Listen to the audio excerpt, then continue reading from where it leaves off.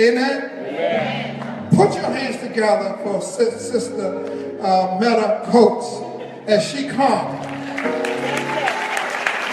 and give a witness as unto the Lord.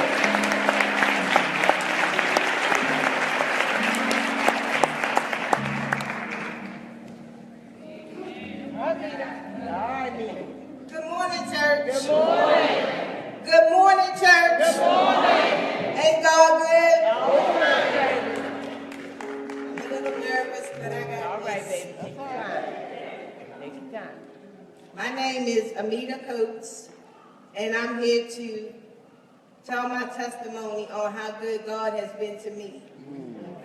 I was a married woman with a 12-year-old son, working, drug-free, taking care of my family, living a normal life.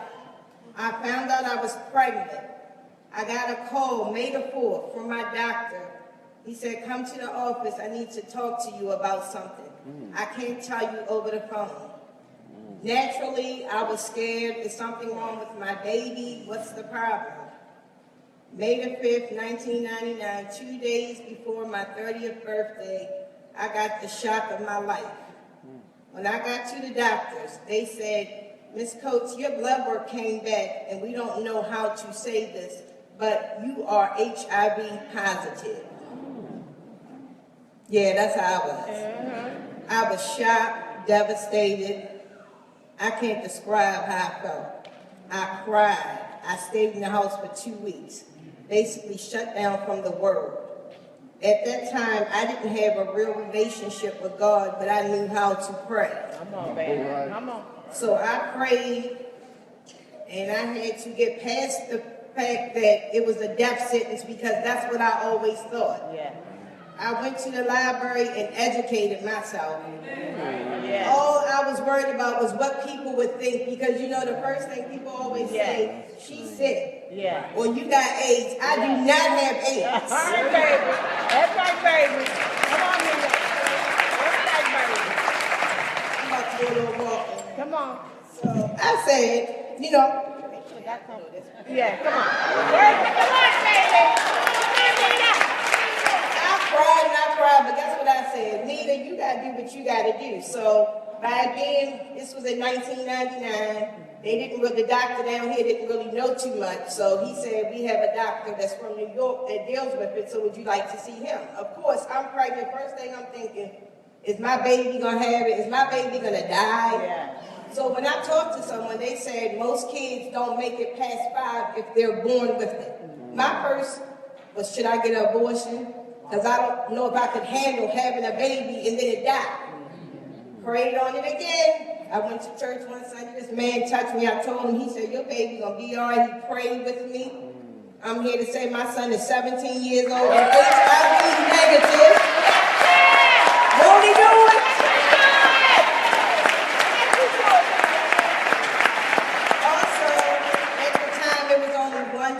Which was AZT. It was very strong. Different people were getting sick. I never had a side effect of anything. Let me explain a little bit about HIV for y'all that don't know.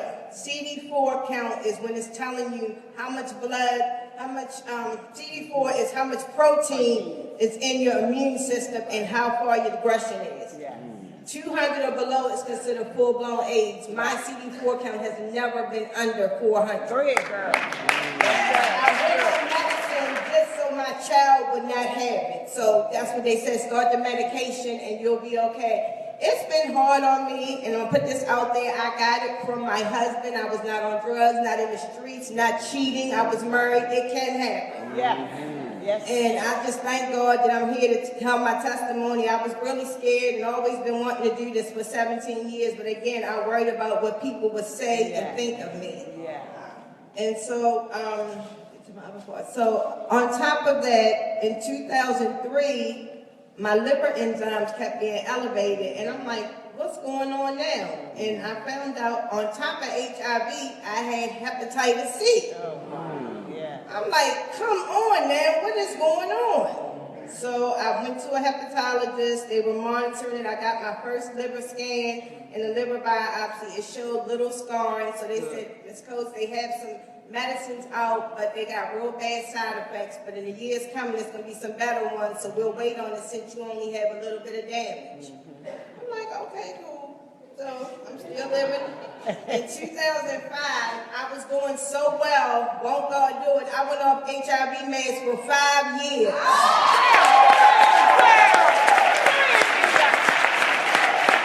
You can't tell me God ain't good.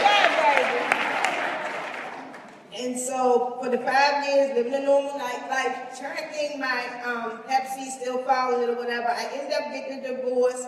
I was mad because I contracted it from my husband, but with the God in me, I even forgave him and was friends with him up until he passed away in 2008.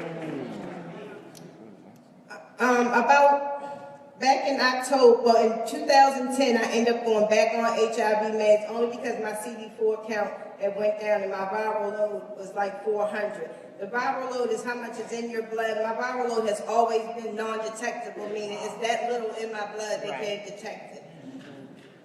So I got a call to come to Johns Hopkins because they got some new meds for hepatitis C. So the first week in November, I went to the doctors, gave blood, and they told me they would call me. They called me back 2 weeks later and said, sorry, you can't get the medicine. I said, why? They said, you don't have enough disease in your liver. It's not,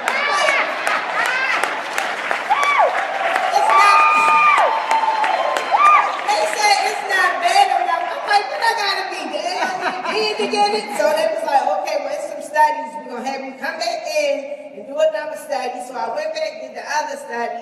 2 weeks later, went back. They said, Ms. Coates, we got some bad news. I said, what now? You don't qualify because your body is resistant to drugs. I'm like, oh my God, what now? So I'm crying again, and God got me. So Sunday that just passed, when Pastor K did the healing, and I'm sitting in here, and I was like, I know that's for me. And the next day, I was going to Johns Hopkins to find out again what was going on.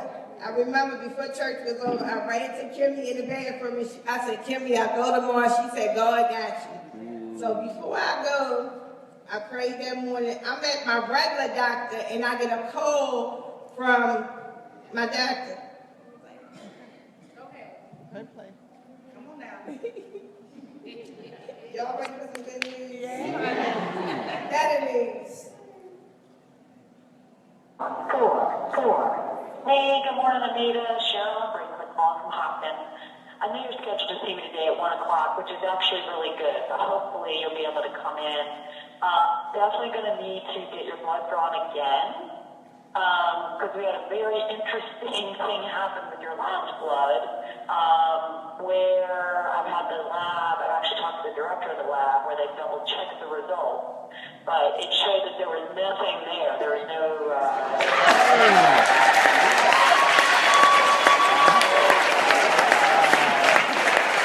What are you doing?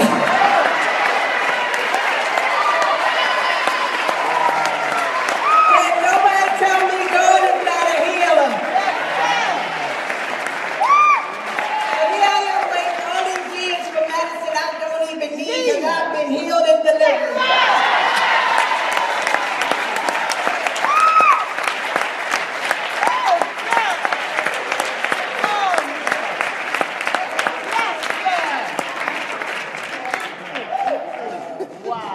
Yes, wow, that's what I said. Yes. On another note, remember that Sunday when we came in here and put the index cards on there? So I put on there health and a job. Health, it was done, right? Yeah. That maybe 4 or 5 days after that Sunday, I put that on. I had been putting in applications trying to find a job. I got a call that Thursday for an interview. I went on an interview November 23rd, and then I got a call a week later that I got the job. So tomorrow I will be working at Annapolis Medical Center. Tell me God ain't good.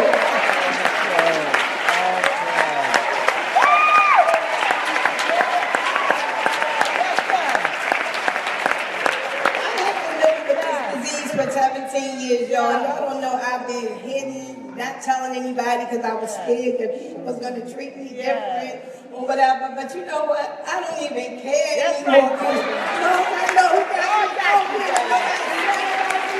Think about me. Post it on Facebook. Call somebody and tell them. Because I know God is good and He saved me.